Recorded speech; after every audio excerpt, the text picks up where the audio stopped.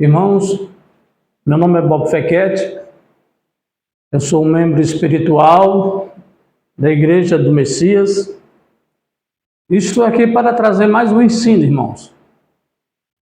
Hoje, o ensino tem como tema a origem da Bíblia. Nós vamos ver tudo sobre a Bíblia.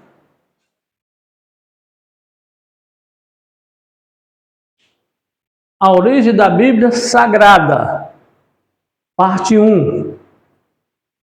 Nós vamos ver se a Bíblia é sagrada mesmo. Se ela realmente é a palavra de Deus ou se ela contém a palavra de Deus.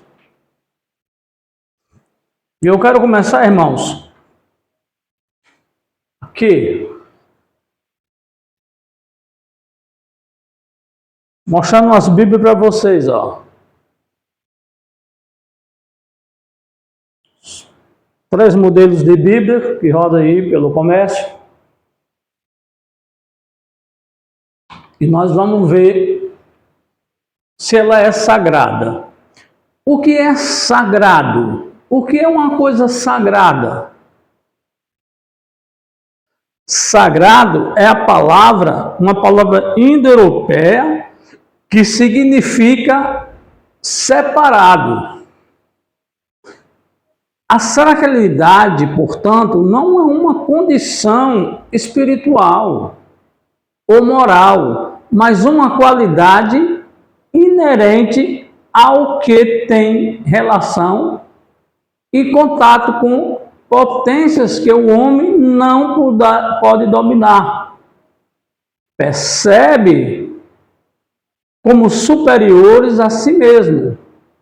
E como os tais, eles são imbutíveis a uma dispensação denominada divina, considerada separada da outra. Isto é, do plano humano. Ela é do plano humano. Mas vamos ver por que precisamente ela não é sagrada. Vamos ver. A Bíblia é um conjunto de livros que foram escritos ao longo de mais de 1500 anos por várias pessoas. Várias pessoas inspiradas por Deus. Isso significa que os escritores foram guiados por Deus para escrever as palavras certas. Surgiu a partir da compilação de centenas de escritos por parte da Igreja Católica, que no Concílio de Cartago escolheu seus livros, descartando centenas de apócrifos. Então, irmão, vocês veem aí que quem escolheu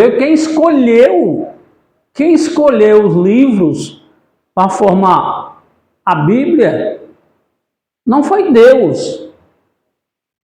Foi quem? A Igreja Católica. O homem quem escolheu e descartou alguns livros dizendo que era centenas de apócrifo.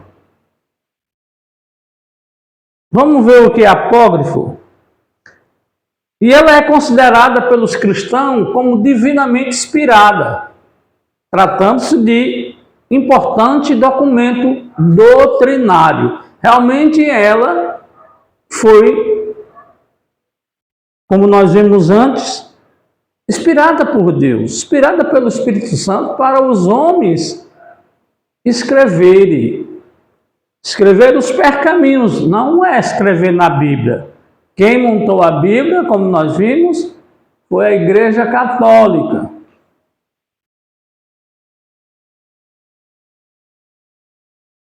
Apócrifo significa isso aqui, ó.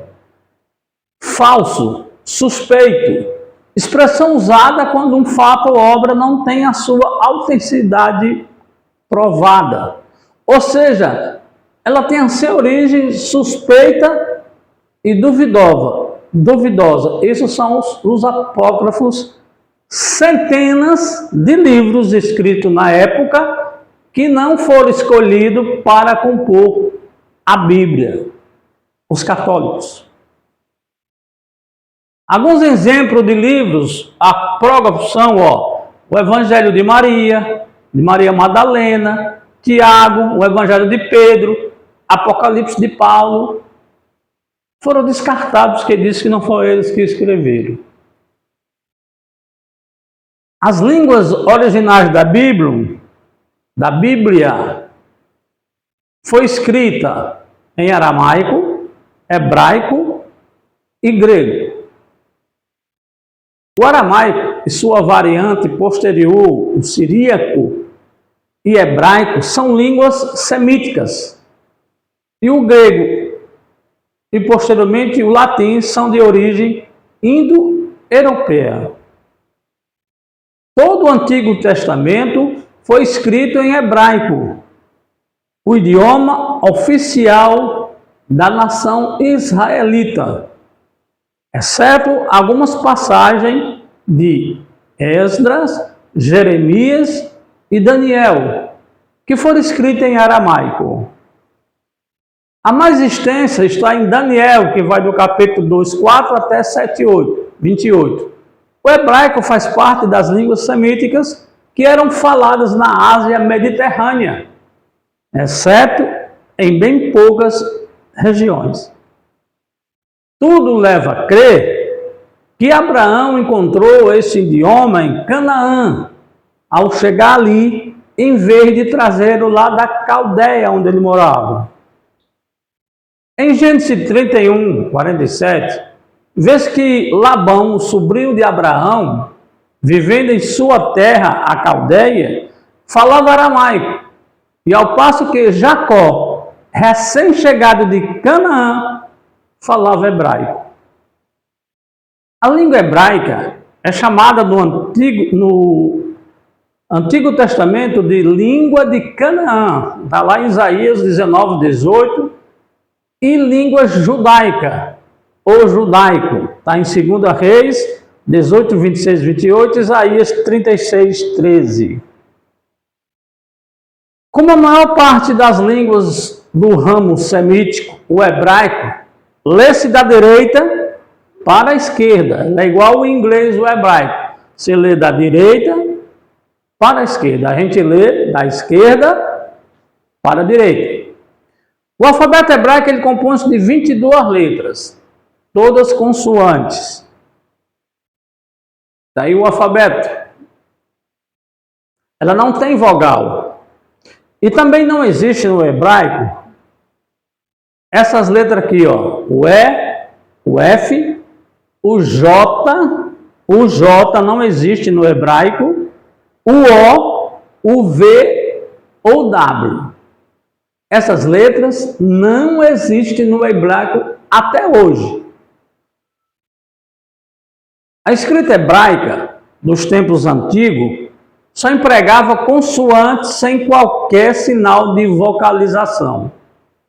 Os sons vocálicos eram supridos pelo leitor durante a leitura, o que dava origem a constantes enganos, uma vez que havia palavras com as mesmas consoantes, mas com acepções diferentes. Quer dizer, a pronúncia exata dependia da habilidade do leitor, levando em conta o contexto e a tradição. É por causa disso que se perdeu a pronúncia de muitas palavras bíblicas. Após o século VI, os eruditos judeus residentes em Tiberíades passaram a colocar na escrita sinais vocálicos. E assim perpetuando assim a pronúncia tradicional que tem até hoje em Israel. Então esses sinais são pontos colocados em cima, embaixo e dentro das consoantes. Tá aí os sinais. Esse sinaizinho aqui, embaixo da letra, ó, isso modifica o som da letra. Ela passa aqui a ser um I longo, aqui é um E longo, um A longo, ali é um I breve, um R breve, um A breve.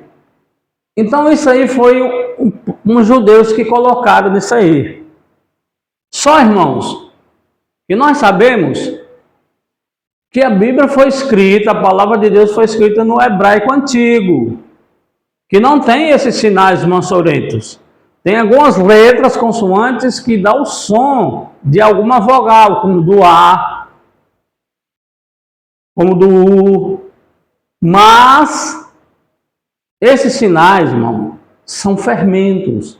Eles foram colocados ali pelos homens chamados maçoretas. Maçoreta, foi os maçoretas que colocaram esse sinal e modificaram todo o alfabeto, o som do alfabeto hebraico até hoje. Eles começaram isso 500 anos depois do Messias.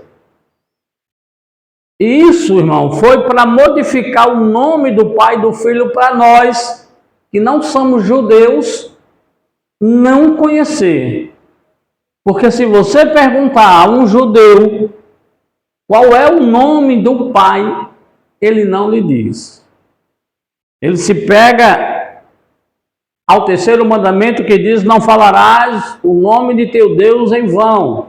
Então ele acha que dizer o nome de Deus para alguma pessoa que lhe pergunte é falar o nome em vão. E para piorar isso, esses maçoretas criaram esses povos porque para destoar o nome do Filho e o nome do Pai, para nós não ficarmos conhecendo a verdade. Os autores desse sistema de vocalização chamam-se maçoretas, palavra derivada de maçorá, que quer dizer tradição. Isto porque os maçoretas, por meio desse sistema, fixaram a pronúncia tradicional do hebraico. Então, qualquer texto bíblico posterior ao século VI é chamado maçorético, porque contém sinais maçoréticos, vocálicos. Então, volto a dizer, repito, isso é heresia, isso é fermento para quem não é judeu não ficar conhecendo a verdade. O grego, essa é a linha em que foi originalmente escrito o Novo Testamento, foi escrito no grego. O grego faz parte do grupo das línguas arianas. Ela vem da fusão dos dialetos dórico e ático. Os dóricos e os áticos foram duas das principais tribos que povoaram a Grécia. É língua de expressão muito precisa e das línguas bíblicas é a que mais se conhece devido ao ser mais próxima da nossa. O grego do Novo Testamento não é o grego clássico dos filósofos, mas o dialeto popular do homem da rua, dos comerciantes, dos estudantes, que todos podiam entender. É um grego popular. Era o grego koiné, chamado koiné, esse grego popular. Esse dialeto formou-se então a partir das conquistas de Alexandre em 336 a.C. Koiné bíblico refere-se às variedades de grego koiné usado na Bíblia cristã e textos relacionados. Suas principais fontes são a Septuaginta, que foi uma tradução grega da Bíblia hebraica do século III a.C., a qual possui os livros deuterocanônicos. Difícil, né? A Septuaginta é uma tradução para o grego e foi feita no século III a.C., em Alexandria, no Egito, por 72 sábios judeus. Foi quem escreveram a Septuaginta, ou seja, o Velho Testamento no grego. Em virtude da diáspora, a população judaica nessa cidade já não mais compreendia a língua hebraica. Nessa época aí o povo não conhecia bem mais a língua hebraica, porque todos foram dispersos para a região mais próxima, que era a Grécia. Então eles se ambientaram, acostumaram-se com o grego e esqueceram mais o hebraico. Diz eles que foi por isso que foi escrita do hebraico para o grego. Mas, irmãos, eu lhe digo o seguinte: a Grécia era um dos países mais devassos que existia na época. Era muita imoralidade. Os romanos, que se juntaram com a Grécia, eles dominaram durante 500 anos, mas caíram, sabe por quê? Por causa da imoralidade da Grécia. Essa foi a Bíblia adotada pelos apóstolos de nosso Senhor Jesus Cristo e suas pregações e texto. Das 350 citações que o Novo Testamento fez do livro do Antigo Testamento, 300 concordam perfeitamente com a versão dos 70, inclusive quando as diferenças com o hebraico. E os fariseus não condenavam por isso. Mas isso não é verdade de todo que está aqui não, porque eles modificaram muita coisa, muito nome para o grego. E com certeza, irmãos, Deus não gostou disso.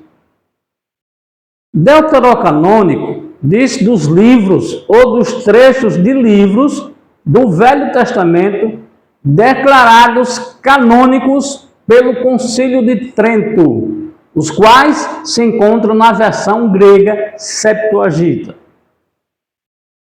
mas não fazem parte do texto hebraico. Esses livros ou trechos de livros são, tá? Inclusive colocaram foi livro que não tinha no hebraico: Tobias, Judite, Sabedoria, Eclesiástico, Éster, Baruque, Macambeus 1 e 2, Oração de Manassés. Esses livros não tinham no hebraico, mas eles colocaram na Bíblia do grego. E quando a Bíblia foi criada, essa Bíblia não tinha capítulos e versículos.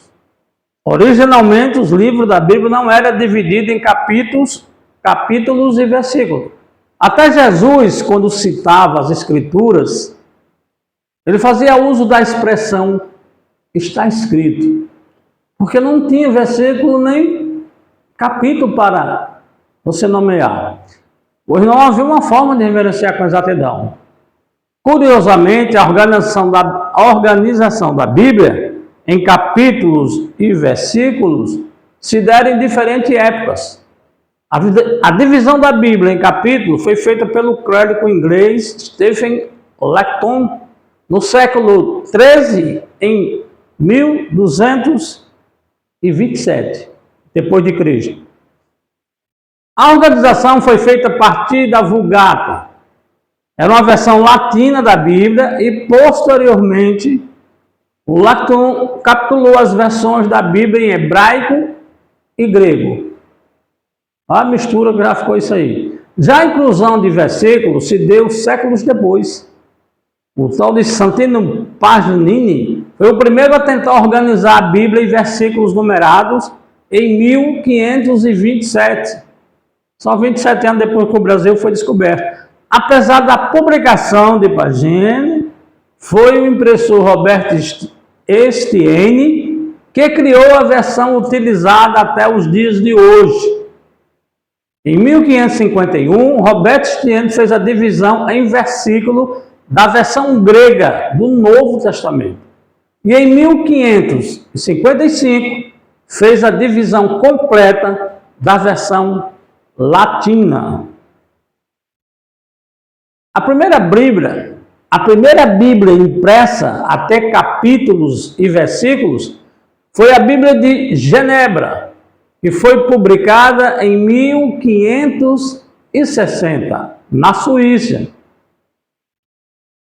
Nesta Bíblia foi utilizada a divisão de capítulos de Stephen Langton e a organização dos versículos numerados de Robert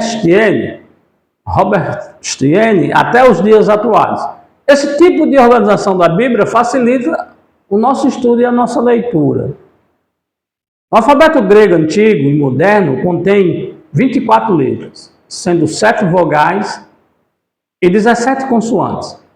Existe uma grande semelhança entre as letras do alfabeto grego e as do alfabeto português, tanto em seu formato e som, quanto na ordem. Aí o alfabeto grego. A primeira aqui é o alfa e a segunda é o ômega, que Jesus dizia, eu sou o alfa e o ômega, ou seja, eu sou o fim, eu sou o começo, o princípio e o fim. Nos dias de Jesus, os judeus entendiam quase tão bem o grego como o aramaico. Haja visto que a Septuaginta, em grego, era popular entre os judeus. Nos primórdios do cristianismo, o evangelho pregado ou escrito em grego podia ser compreendido pelo mundo todo. Os manuscritos da Bíblia. Aí os manuscritos da Bíblia. A história da Bíblia, como chegou até nós, é encontrada em seus manuscritos. Manuscritos são rolos ou livros da antiga literatura escritos à mão. Então, o texto da Bíblia foi preservado e transmitido mediante os seus manuscritos. Há em nossos dias cerca de 4.000 manuscritos da Bíblia, preparados entre o século II e XV. O material dos manuscritos bíblicos. Há 2 materiais principais: papiro e pergaminho. O linho também era usado, mas não tanto como os 2 citados. O centro da indústria de papiro era o Egito, onde teve início seu emprego cerca de 3.000 anos antes de Cristo. O papiro é um tipo de junco de grandes proporções, dessa maneira. O pergaminho já é mais diferente, como é o pergaminho. Pergaminho é a pele de animais curtida e preparada para a escrita. Seu uso generalizado vem dos primórdios do cristianismo, mas já era conhecida em tempos remotos, pois já ela é mencionado em Isaías 34:4. O pergaminho preparado de modo especial chamava-se velo. Esse tornou-se comum a partir do século IV, sendo então mais durável e mais usado nos códices. Outros materiais foram usados para a escrita nos tempos antigos, mas de menor importância, como o linho, já falou, tem sido encontrado nas descobertas arqueológicas. O ostrago, fragmento de cerâmica, é mencionado em Jó 38:14, Ezequiel 4 versos 1. Foi muito usado também na Babilônia. A madeira também, a pedra, está em Êxodo, está em Josué. E as tábuas descobertas de cera também, que foi usado para escrever. A tinta e os instrumentos de escrita. Aí a tinta é aquele pauzinho para escrever. A tinta utilizada pelos escribas era uma mistura de carvão em pó com uma substância líquida parecida com goma arábica, para a escrita em papiro e em pergaminho. Os escribas usavam penas de aves, pincéis finos e um tipo de caneta feita de madeira porosa e absorvente. Para uso em cera, utilizavam um estilete de metal. Você vê isso lá em Isaías 38. Os cuidados para escrever. Eles tinham um rigor com o qual os judeus transmitiram a Bíblia hebraica até hoje, pode ser visto nas prescrições abaixo, preservadas no Talmud. Um rolo de sinagoga deve ser escrito sobre a pele de animais limpos, preparadas, dotadas de linhas. E se 3 palavras forem escritas nela sem uma linha, será sem valor. O formato dos manuscritos. Os manuscritos do Antigo Testamento tinham os formatos de livros, que era conhecido como códices, e rolos. Os códices eram feitos de pergaminho, cujas folhas tinham normalmente 65 centímetros de altura por 55 de largura. O significado de códice. O que é códice? Uma placa pequena que em madeira ou marfim era usada pelos romanos para escrever tábulas. Série dessas placas que, unidas por dobradiça, forma um tipo de livro. Pergaminho manuscrito antigo que contém obra de qualquer clássico, os códices do Vaticano. O códice, que vem do latim codex, consiste na reunião de várias folhas escritas que era constituída de peles de animais e costurada em partes que podiam ser manuseadas com maior rapidez e facilidade que o rolo, exatamente como fazemos com os livros modernos que conhecemos atualmente. Os rolos, então, podiam ser de papiro ou pergaminho. Eram presos a um cabo de madeira para facilitar o manuseio durante a leitura. Era enrolado da direita para a esquerda e sua extensão dependia da escrita a ser feita. Do rolo ao livro. Entre os séculos 2 e 4, a forma do livro manuscrito gradualmente mudou. Mudou do rolo, volume, para o codex. A mudança não teria sido imediata, uma vez que o formato de rolo havia sido funcional por mais de 2000 anos. Está aí o formato dos códices.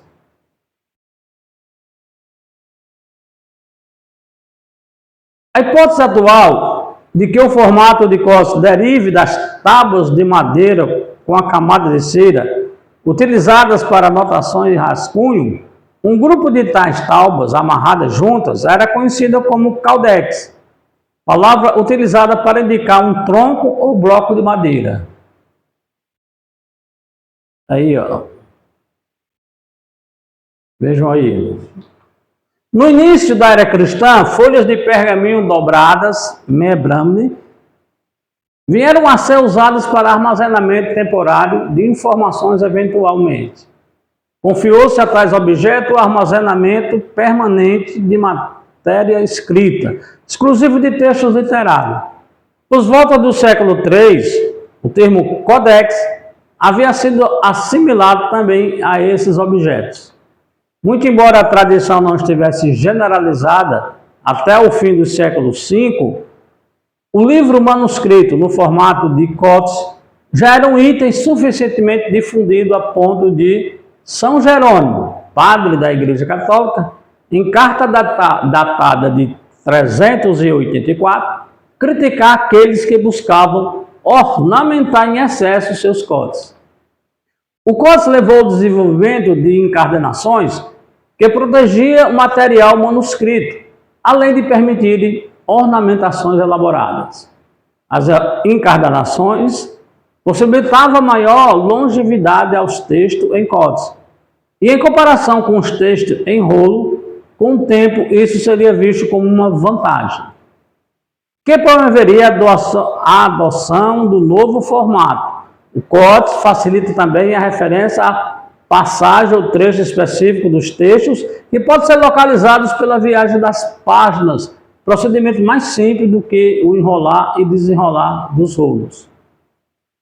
Manuscritos originais, saídos das mãos dos escritores, não há nenhum conhecido.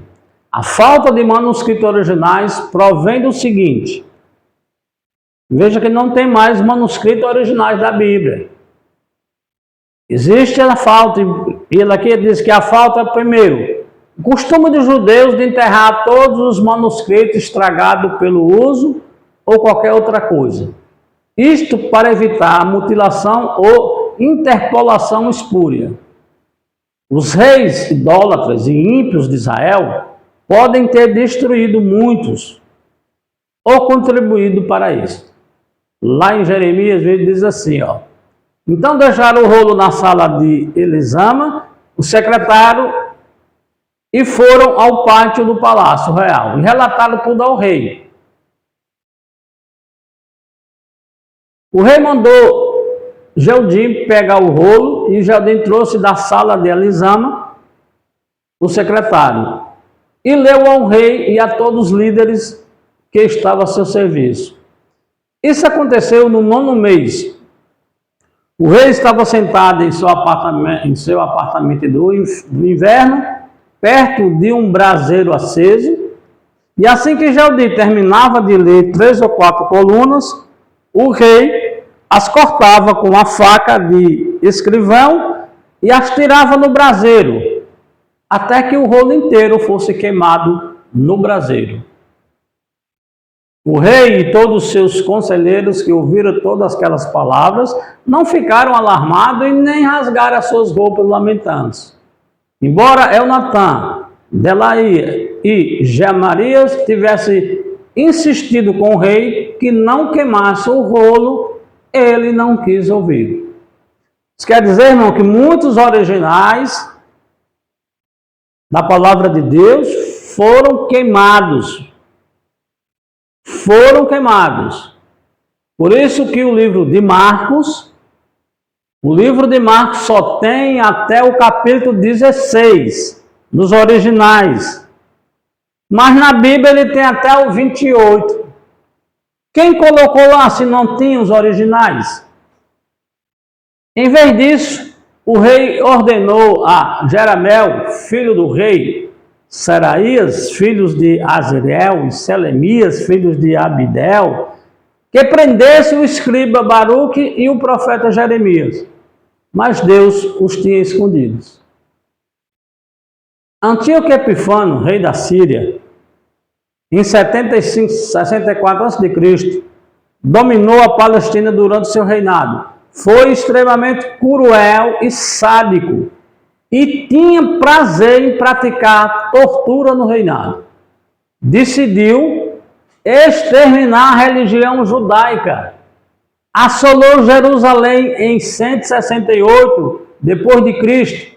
Profanou o templo, destruiu todas as cópias que achou das escrituras sagradas. Nos dias do feroz imperador Diocleciano, que foi de 284 a 305 depois de Cristo, os perseguidores dos cristãos destruíram quantas cópias acharam das escrituras. Durante 10 anos, Diocleciano mandou vasculhar o império para destruir todos os escritos sagrados. Ele chegou a julgar que estivesse destruído tudo mesmo, pois mandou cunhar uma moeda. Ele mandou fazer uma moeda comemorando tal fato, que tinha destruído as escrituras sagradas.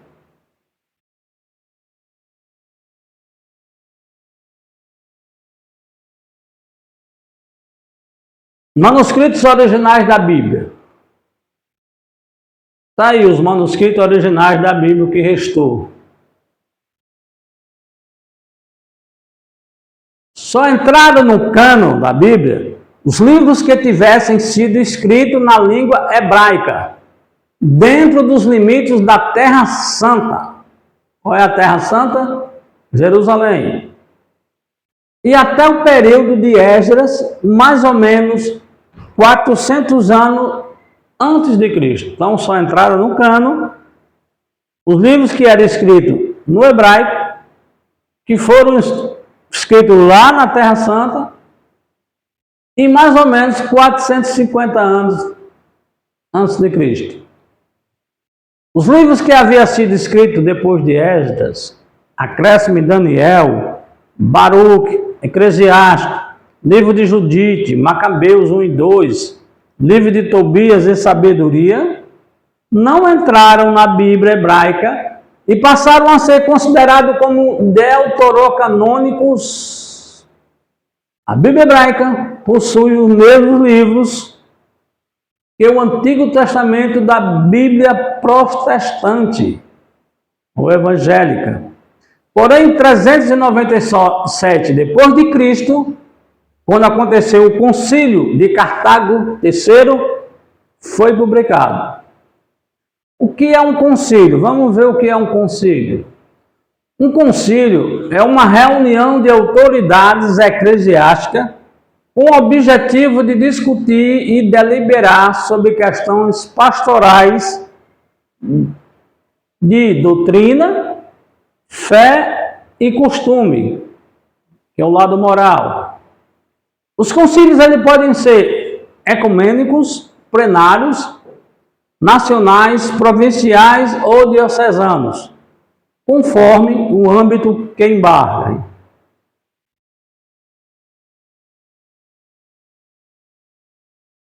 E aqui, irmão, eu quero encerrar essa primeira parte. Eu quero encerrar essa primeira parte e ficar claro para todo mundo que a Bíblia não é sagrada. Por que não é sagrada? Porque não foi Deus que montou ela. Deus apenas mandou 40 homens, inspirados por ele, escrever as palavras que ele quis, que ele mandou.